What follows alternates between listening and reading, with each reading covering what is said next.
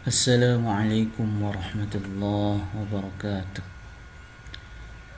الحمد لله الذي أنعمنا بنعمة الإيمان والإسلام، والصلاة والسلام على سيدنا محمد خير الأنام وعلى آله وأصحابه الكرام. أشهد أن لا إله إلا الله الملك القدوس السلام، وأشهد أن سيدنا وحبيبنا محمدا عبده ورسوله صاحب الشرف والاحترام. أما بعد، فيا أيها المؤمنون اتقوا الله حق تقاته ولا تموتن إلا وأنتم مسلمون، واشكروه على ما هداكم للإسلام وأولادكم من الفضل والإنعام، وجعلكم من أمة ذوي الأرحام.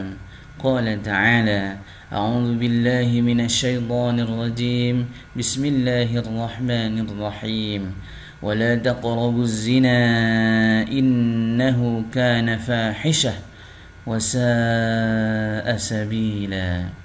صدق الله العظيم. Kaum muslimin yang dimuliakan Allah, mengawali khutbah ini khatib mengajak kepada seluruh jamaah untuk senantiasa meningkatkan ketakwaan sekaligus keimanan kepada Allah Subhanahu wa taala. Wujud ketakwaan adalah menguatkan dan melakukan komitmen untuk menjalankan segala yang diperintahkan Allah dan meninggalkan apapun yang dilarang oleh Allah Subhanahu wa taala. Kaum muslimin yang dimuliakan Allah, kasus kekerasan terhadap perempuan dan anak sebagaimana diberitakan di media terus meningkat. Realita ini patut menjadi cambuk kepada kita semua. Fakta-fakta kekerasan ini jelas berseberangan dengan semangat dinul Islam dan keteladanan Rasulullah sallallahu alaihi wasallam, di mana Islam sedari awal telah melakukan tindakan preventif dalam rangka melindungi kehormatan perempuan dan anak. Tindakan tersebut dapat dilihat melalui hadis Nabi, "Muru auladakum bis-shalah wa hum abna'u sab'i sinin." Perintahkanlah anak-anak kalian untuk melakukan salat saat mereka berumur 7 tahun. Wadribuhum 'alaiha. Pukullah mereka jika tidak melaksanakan salat. Wa hum abna'u 'ashrin wa farriqu bainahum fil madaji'. Saat mereka telah berumur 10 tahun dan pisahlah tempat tidur di antara mereka. Hadis ini cukup menjelaskan kepada kita bagaimana Islam mengatur sedini mungkin agar disorientasi dan celah adanya kekerasan dapat bisa dihindari sejak dini. Dalam Al-Quran, وَلَا تُكْرِهُوا فَتَيَاتِكُمْ عَلَى الْبِغَاءِ إِنْ أَرَدْنَا تَحَصُّنًا لِتَبْتَغُوا عَرَضَ الْحَيَاةِ الدُّنْيَا. Dan janganlah kamu paksa hamba sahaya perempuan untuk melakukan pelacuran, sedang mereka sendiri menginginkan kesucian, karena kamu hendak mencari keuntungan kehidupan duniawi. Dalam ayat lain, وَلَا تَقْرَبُوا الزِّنَا إِنَّهُ كَانَ فَاحِشَةً وَسَاءَ سَبِيلًا.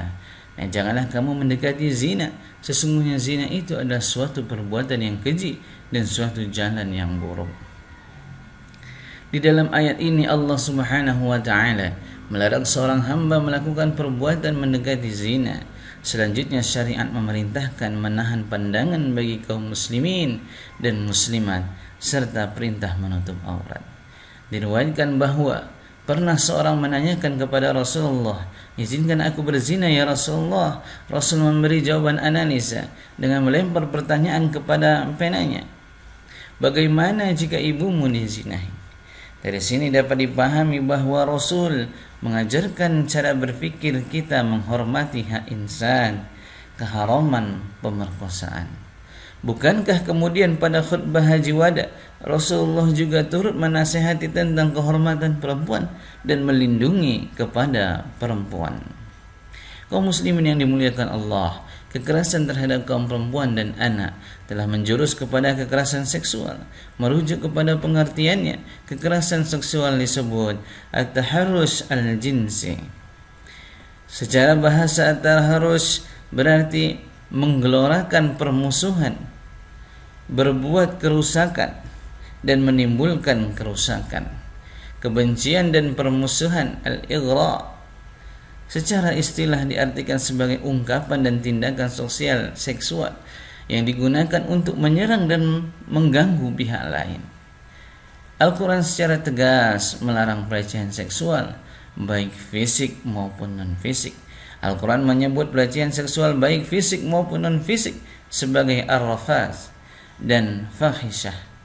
Menurut ahli tafsir, ar-rafath adalah al-ifhash lil mar'ah fil kalam, atau ungkapan-ungkapan keji terhadap perempuan yang menjurus kepada seksualitas. Dari sini, kekerasan terhadap perempuan dan anak akan berakibat panjang. Di samping masalah kesehatan di kemudian hari, juga berkaitan dengan trauma berkepanjangan bahkan hingga dewasa. Dampak trauma akibat kekerasan yang dialami oleh anak-anak antara lain pengkhianatan atau hilangnya kepercayaan anak terhadap orang dewasa, trauma secara seksual, merasa tidak berdaya dan stigma. Kiranya dibutuhkan pendampingan terhadap korban secara serius, baik dari sisi perlindungan hukum maupun dalam menyelesaikan permasalahan kejiwaan dan trauma yang dialami anak-anak dan perempuan korban kekerasan seksual. Sekali lagi, tindakan preventif sangatlah penting agar di masa depan kasus ini tidak terulangi lagi. Kaum muslimin yang dimuliakan Allah, Rasulullah menginginkan keselamatan kepada umat agar bahagia dunia dan akhirat. Cukuplah kasus umat-umat terdahulu dengan segala kemaksiatannya menjadi ibrah kepada kita bahwa kita tidak akan menuai keberkahan selama maksiat merajalela. Kaum muslimin yang dimuliakan Allah, Rasulullah telah memberi keteladanan untuk memuliakan kaum perempuan dan menyayangi anak-anak. Rasulullah telah menghapus segala kekerasan jahiliyah terhadap anak dan perempuan. Pesan Rasulullah dalam khutbah Haji Wada mempertegas kembali bahwa Islam hadir untuk memberikan kasih sayang di muka bumi, rahmatan lil alamin. Harapannya kasus kekerasan ini berkurang dan hilang di tahun-tahun mendatang. Amin ya rabbal alamin.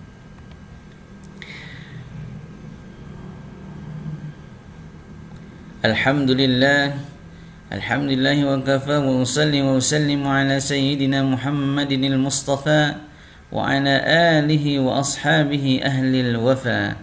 Asyhadu an la ilaha illallah wahdahu la syarika lah wa asyhadu anna sayyidina Muhammadan abduhu wa rasuluh. Amma ba'du, fa ya ayyuhal muslimun, usikum wa nafsi bitaqwallahil aliyyil azim.